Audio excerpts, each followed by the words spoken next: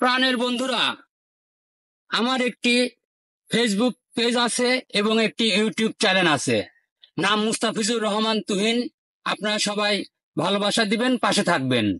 আমি একটি সুন্দর ব্লগ ভিডিও নিয়ে আপনাদের মাঝে হাজির হয়েছি। আমি আপনাদেরকে গ্রামের প্রকৃতি এবং হাল চাষ নিয়ে কিছু ভিডিও তৈরি করেছি। আপনারা দেখছেন আম বাগান ও লিচু বাগান। লিচু এই গাছ থেকে রসালো আঁশযুক্ত ফল পাওয়া যায়। ফলটির বাইরে অমসৃণ লালচে গোলাপি বর্ণের হয়ে থাকে। এটা খেতে খুবই সুস্বাদু।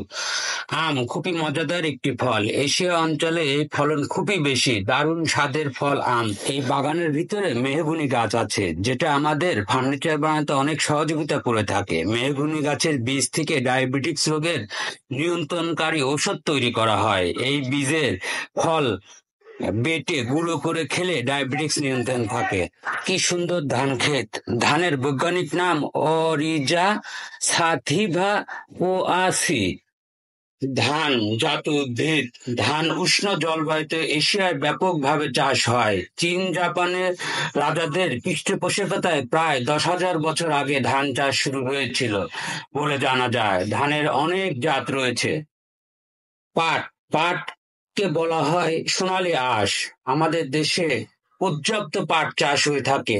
পাটের থেকে আমরা বিভিন্ন রকম উপকার পেয়ে থাকি। পাটের পাতা শাক হিসাবে খাওয়া হয়। পাট দিয়ে আমাদের অনেক বস্ত্র বানানো হয়। পাটের পাতার চা খাওয়া হয় জাপানে। পাটের উপকারিতা আমাদের দেশে বিদেশে অনেক ভূমিকা পালন করে থাকে। পাট আমাদের দেশে প্রচুর ভালো ফলন হয়ে থাকে। আপনারা দেখছেন বিভিন্ন ফসল চাষ করা হয়েছে। এখানে রয়েছে তিলের ফসল। তিল চাষ করা হচ্ছে। তিলের বীজের মান অনেক বেশি। তিলের বীজ বিভিন্ন উপকার হয়ে থাকে। সাদা তিল সুন্দর দেখায় এবং তিল বীজে প্রচুর ফাইবার এবং প্রোটিন ও ভিটামিন কমপ্লেক্স রয়েছে। তিল বিভিন্ন খাদ্যের মধ্যে দেওয়া হয়। তিল প্রতিদিন একটি মানুষ খেলে তার শরীরের নানান অসুখ ভালো হয়ে যায়। সাদা তিল দিয়ে আমাদের রেস্টুরেন্টগুলোতে অনেক রকমের খাবার তৈরি করা হয়। সাদা তিলের উপকারিতা জানলে আপনি আশ্চর্য হবেন। আপনারা দেখছেন মেহগনি গাছ। মেহগনি গাছের ফার্নিচার দিয়ে অনেক সুন্দর সুন্দর ফার্নিচার হয়ে থাকে। এই যে দেখছেন দেশি বড়ই গাছ। এই বড়ই গাছের ছোট ছোট সুন্দর সুন্দর ফল হয়ে থাকে। এই আচার, বড়ইয়ের আচার বাংলাদেশে খুব জনপ্রিয় একটি আচার। আপনারা দেখছেন ইউক্যালিপটাস গাছ। এই গাছটি পরিবেশের জন্য একটি ক্ষতিকর গাছ, তবু এই গাছটি আমাদের সমাজে মানুষ লাগিয়ে থাকে।